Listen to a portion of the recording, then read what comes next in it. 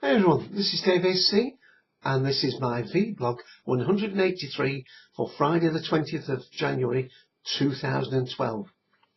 Rise of the classical playing, podcast hosting, wine drinking apeman, daveac. That will all get explained in under 15 minutes and of course wine at the end. Yes, we're still slightly mixed up with our vlogs, but I hope you'll join me for this little personal trip about things I've been doing in the last week or so, and let's get straight to it. Well, there were lots of clues in that. Rise of the classical playing, podcast hosting, wine drinking apeman, daveac. Well, let's talk about the podcasting hosting man. Well, first of all, let me tell you about Podshock. There isn't a new Podshock up at the moment, but hopefully Lewis is going to have a new Podshock recording, hopefully later on Sunday. It may well be on the Podshock TalkShoe Live page. If it is, the place to look out for that is TalkShoe ID 23358.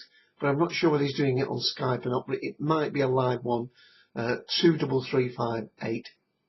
And also, I'm hoping to help Lewis on another episode of his Hitchhiker's Guide to British Sci-Fi. But the Cult Collective, although we haven't been as busy as usual, because unfortunately Ian, my co-host, was taken ill last week and is on a lot of antibiotics now, and that's slightly messed about with our schedule, but the main thing of course is that he's now getting better.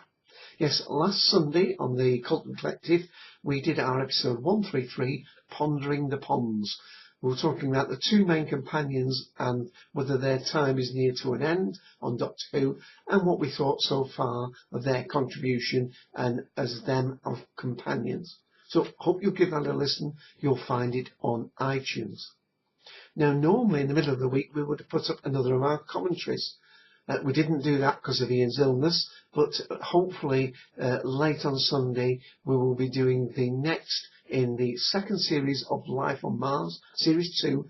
We will be recording a commentary with Mike Randall-Thor of episode 2 of that, and look out for that going on the feeds Wednesday or Thursday of next week. But this Sunday, that's the 22nd of January, we will have our usual collective gathering at 2 p.m. Eastern Standard Time on TalkShoe ID 54821, and we are talking this time of Sherlock. Yes, Series 2 of Sherlock has just come to an end here in the UK. There were 3 feature-length movies, episodes, and the final one has gone out, and so we will be doing that, and we will try and talk about them on the show in compartments, as it were. So if anybody's only seen only the first 2 stories, we won't talk about the third story until we get to it. So you could listen to 1/3 of the podcast, or 2/3, or all of it, depending what you have seen. So that's 2 p.m. Eastern Standard Time, TalkShoe ID 54821. Okay, let's go back to my little title.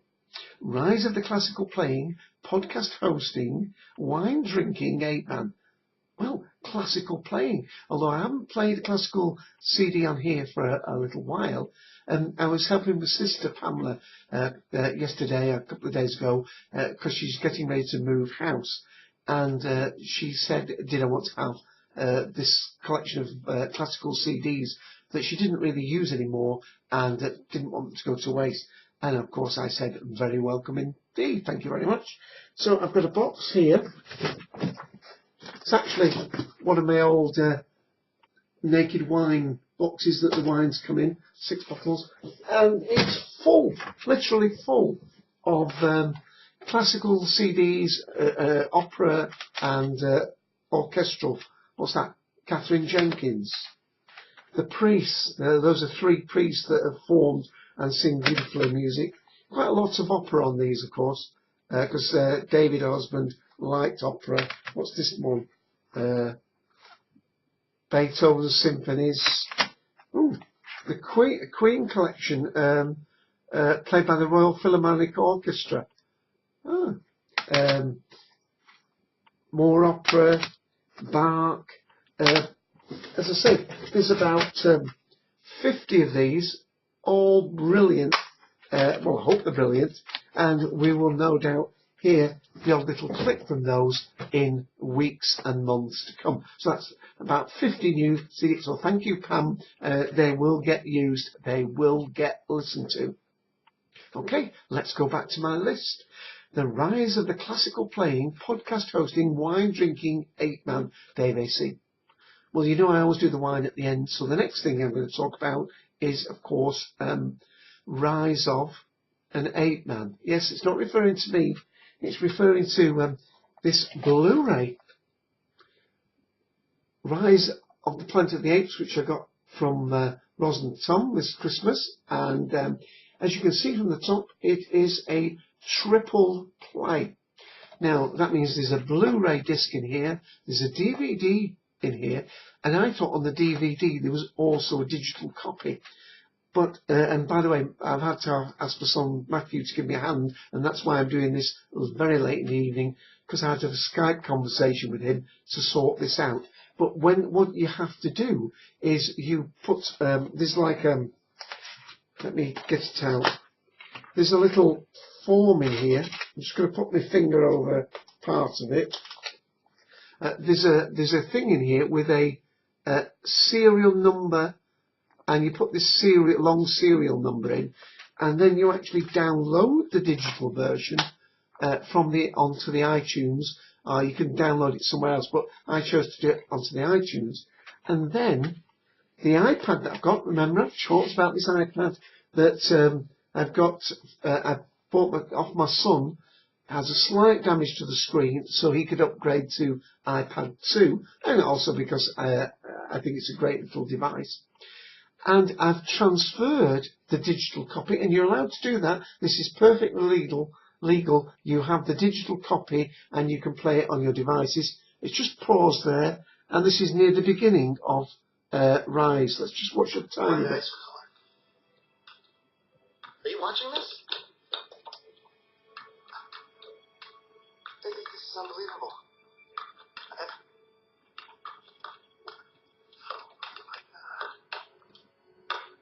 And I'm going to stop it there. Stop. Stop. How many moves was that? 20. Oh, let me just switch it up. Great. So that means you get, if you ever see a Blu-ray and it has triple play on the top, you're getting quite a lot of added value with that, because obviously I can watch the DVD on my computer, and this screen I've got in front of me here is a full HD screen. It's 23-inch monitor, and it actually shows up the quality of the DVD. I haven't got a Blu-ray player on my computer yet, but I may well at some future date. Of course, I've got my PlayStation 3 in the other room, and the picture looks really, really good on that.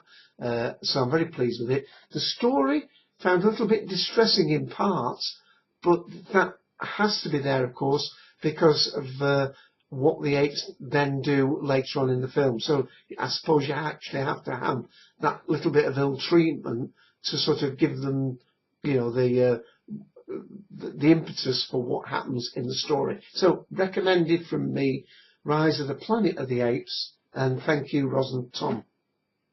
Okay, let's go back. Rise of the Classical Playing, Podcast Hosting, Wine Drinking Ape-man. And I need a drink after that, so let's go to the wine. And here's the one. It's a fairly budget version. It's Wine of Australia, Cabernet Sauvignon 2011, Langhorne Creek, 13.5%. And there's the back. Let's see if we can focus in. Freeze frame. And let me have a look what it says. I'm going to have to read it with this now. An hour's drive from Adelaide, this is home to majestic gum trees, great food and premium red wines. This classical Australian Cabernet Sauvignon is filled with elegant eucalyptus aromas and smooth fruits, fabulous with red meats, poultry and vegetarian dishes.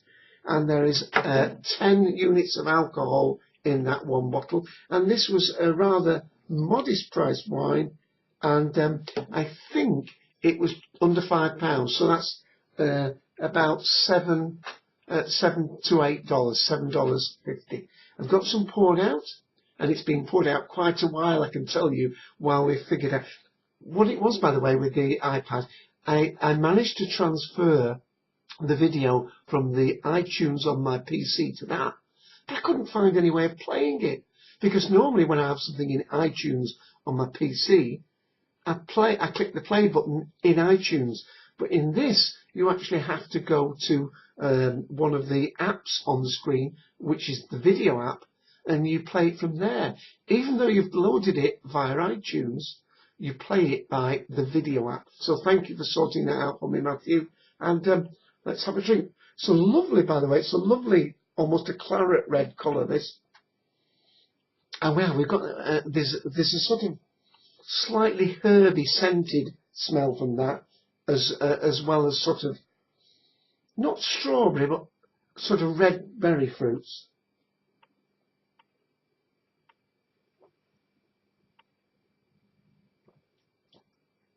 And actually, to say that is a fairly, oh, that's bringing a lot of flavour out of my mouth.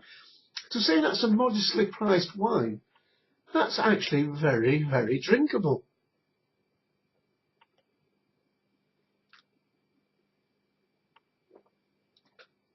So it's more red berry, there's a slight tart edge to it, but it is lovely, quite a long finish, and I wouldn't say that it's, yes, there's a sort of a, not floral, but a sort of a green leaf smell or something. I suppose that's the eucalyptus. But let's have one more look at the bottle, which is usually an OK sign, and that's Cabernet, of course, 2011 from the Southern Hemisphere. So a reasonable price. Well, I think I got that from Tesco's, but I'm not awfully sure, because I go to the three. I go to Morrison's, I go to Asda, that's Walmart, and Tesco's, and I've had this one in for some time, so I can't really state that. Well, we've gabbled quickly, haven't we, David? We've got through it all. Let me just check. Rise of the Classical Playing, Podcast Hosting, Wine Drinking, Apeman, daveac. And this is also going to be daveac, the Quizman, in a moment, because in a short while I will be joining Radio Free Camelin, hosted by Randall Thor, although this week I believe Charlie P79 is the guest. Oh no, it's not. He did the quiz last week. I think it might be Darth Skeptical doing the quiz, and that starts in an hour and a half. With a little bit of luck, I'll be able to get this video uploaded before the quiz starts. And that, by the way, if you ever want to join it, is done every Friday night, and the time is 9 PM Eastern Standard Time, which of course means 2 o'clock in the morning for me. And the show ID is 72402. So one last toast. Ian, glad you're on the mend. Kerry Partin of Community Garden City Chat. His wife, Cheryl, has now come home, so great for him. And my other one on the talk show, Bruce Pinglemeyer, hopefully he's going to get a little bit of a health issue sorted out himself shortly later this month. I think it might be earlier next month. So to all those people and to everybody else who's watching, I toast your good health.